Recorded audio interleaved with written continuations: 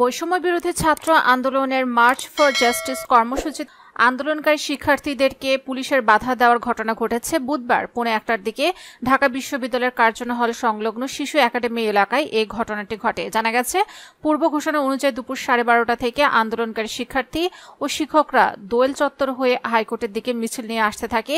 এ সময় শিশু একাডেমির সামনে ব্যারিকেড দেয় পুলিশ।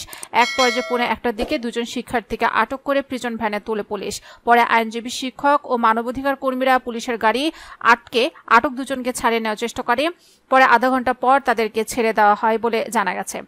এদিকে পুলিশের বাধায় হাইকোর্ট এলাকায় ঢুকতে না পেরে আন্দোলনরত শিক্ষার্থীদেরকে অবস্থান করতে দেখা যায়। এর আগে গতকাল আজকের এই কর্মসূচি ঘোষণা করে বৈষম্য বিরোধী ছাত্র আন্দোলনের অন্যতম সমন্বয়ক আব্দুল কাদের বলেন, আগামীকাল দেশের সকল আদালত, ক্যাম্পাস এবং রাজপথে মার্চ ফর জাস্টিস কর্মসূচি পালন করা হবে। ঢাকায় হাইকোর্ট প্রাঙ্গণ ও জর্জ কোর্ট প্রাঙ্গণে জামায়াত হবে।